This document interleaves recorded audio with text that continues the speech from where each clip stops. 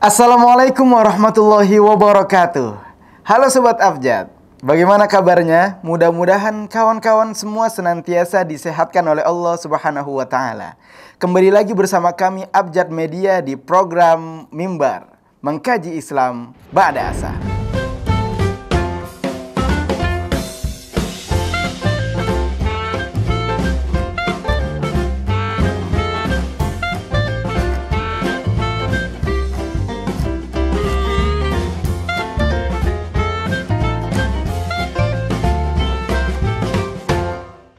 Sobat Abjad, pada kali ini kita juga sudah ditemani oleh guru kita bersama Al-Mukarramul Mukhtaram Dr. Kiai Haji Mukhlis Hanafi MA. Assalamualaikum Guru. Waalaikumsalam. Bagaimana kabarnya, sehat Guru? Alhamdulillah. Alhamdulillah. Baik Guru, ini kita ada beberapa pertanyaan Guru. Sebagaimana kita ketahui bukti cinta kita seorang umatnya Nabi, yaitu salah satunya senantiasa membaca sholawat kepada beliau. Nah, di zaman sekarang banyak sekali berbagai macam sholawat yang berbeda-beda. Bagaimana pendapat Guru? Baik, bismillahirrahmanirrahim. Alhamdulillah, wassalatu wassalamu ala rasulillah wa ala alihi wa ashabihi wa man walah wa ba'd. Apa itu sholawat? Sholawat itu secara bahasa doa. Jadi kalau ada ayat innallaha wa malaikatahu yusalluna 'alan nabi ya ayyuhalladzina amanu sallu alaihi wa sallimu taslima. Di sini Allah dan malaikat itu berselawat. Lalu kaum mukminin diperintahkan untuk berselawat. Baik. Salawat Allah itu berbeda dengan salawatnya malaikat. Berbeda dengan salawatnya kita. Iya.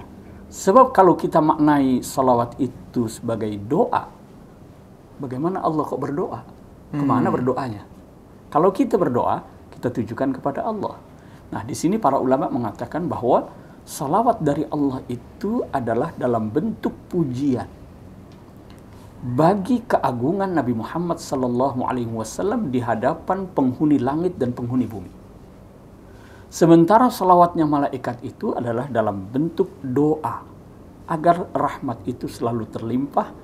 Dan selawat kita sebagai umatnya ini adalah bentuk ketidakberdayaan kita untuk membalas jasa besar Rasulullah Sallallahu Alaihi Wasallam yang telah menghantarkan kita kepada jalan kebenaran, ya, bukti ketidakberdayaan kita yang lalu mendorong kita untuk memohon kepada Allah agar memberikan yang terbaik kepada baginda Rasul. Ya. Itu selawat kita.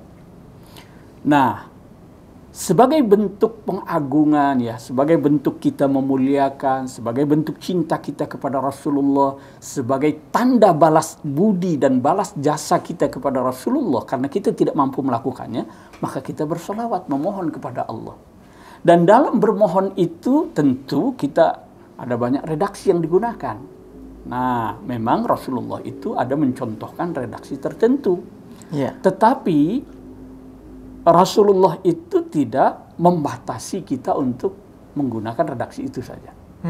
Ya, artinya apa yang tidak dicontohkan redaksinya itu tidak berarti lalu kemudian terlarang untuk kita lakukan. Karena para ulama itu bersepakat tarkun nabi laisa bihujjah. Jadi kalau Nabi tidak melakukan sesuatu itu bukan berarti sesuatu itu terlarang. Yeah. Nah, apalagi kalau kita berkata bahwa selawat itu adalah bukti kecintaan kita, ungkapan rasa rindu kita. Orang yang sedang bercinta, orang yang sedang merindu, itu tidak bisa dibatasi.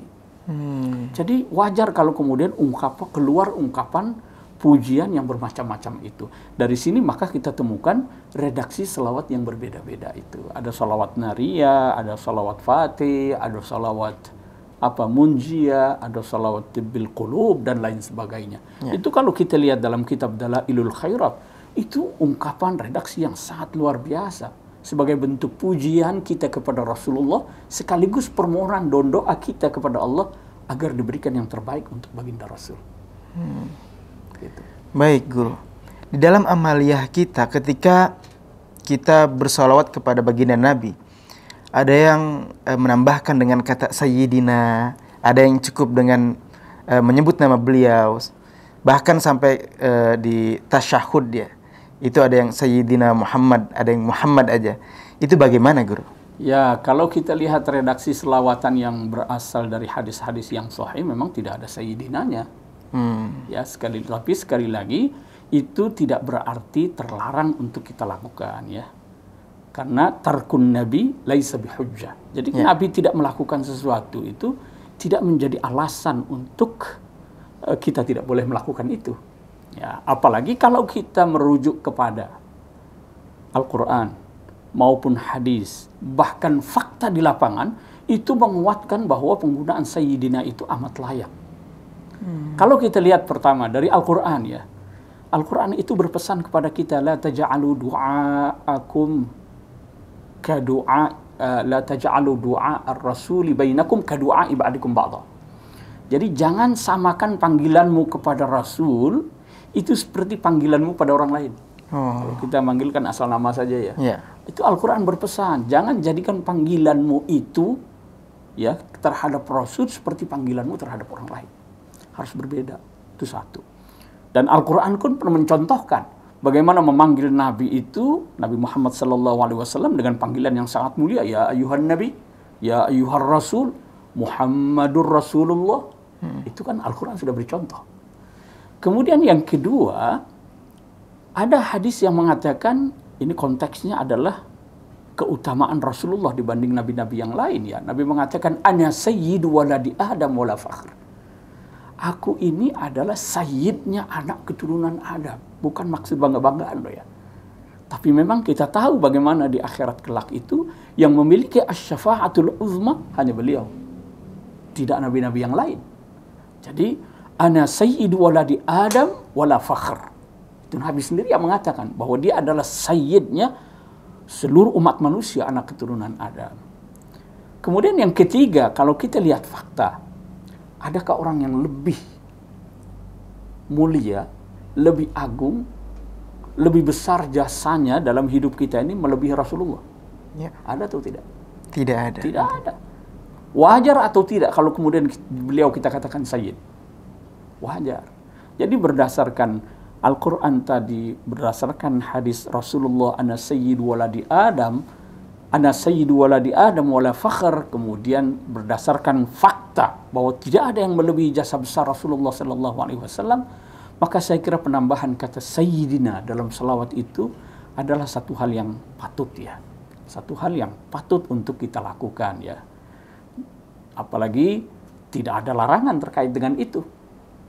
Nabi tidak melakukan, itu tidak bisa menjadi hujjah. Ya. Untuk kemudian terlarang kita lakukan. Banyak hal yang tidak dilakukan Rasulullah, tapi kemudian para sahabatnya melakukan. Sayyidina Utsman mulai menyalin mushaf, padahal zaman Rasulullah tidak ada. Kemudian pada masa berikutnya, bagaimana Al-Quran itu diberi harokat, diberi tanda baca dan lain sebagainya. Masa Rasulullah tidak ada. Ya.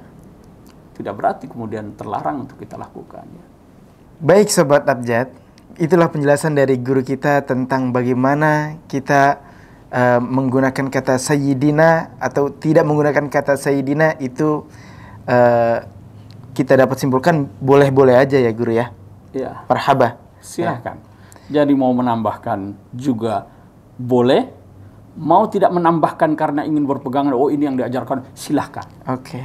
Jadi jangan saling menyalahkan. Ya.